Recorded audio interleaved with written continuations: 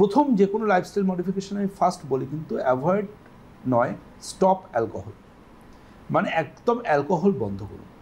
কারণ অ্যালকোহল কী করে, আমাদের ভাস্কুলার টোনাসিটিটাকে ভীষণ রকম ডিস্টার্ব করে।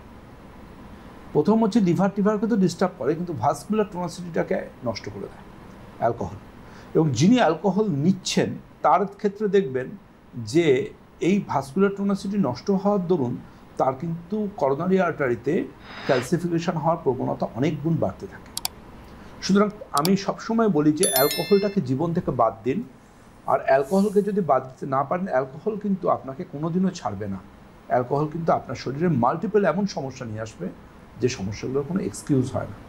প্যারালাল একইভাবে বলবো লাইফস্টাইল মডিফিকেশনে স্মোকিং বন্ধ করুন, কারণ স্মোকিং সরাসরি হার্ট ব্লক করে।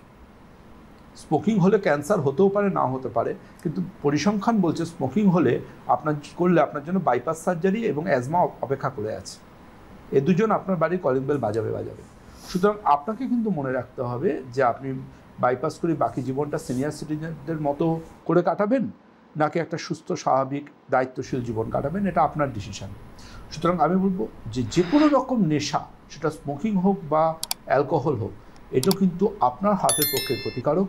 আপনি যদি অলরেডি স্মোকিং বা অলরেডি যদি আপনি এই অ্যালকোহলের প্রতি আসক্ত থেকে থাকেন, তাহলে কিন্তু সময় সময় আপনাকে পরীক্ষা করে আপনার এলাকার লোকাল কার্ডিওলজিস্টকে আপনাকে দেখাতে হবে, আপনার ডাক্তারবাবুকে দেখাতে হবে যে আমার হার্ট ঠিক আছে কি না।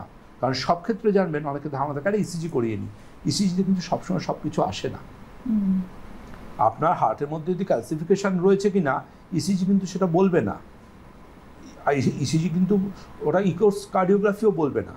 ওটার জন্য কিন্তু আপনাকে সিটি করতে হবে, ক্যালসিয়াম স্কোর দেখতে হবে হার্টের, যেটা ভীষণ রকম গুরুত্বপূর্ণ বলে আমি মনে করি।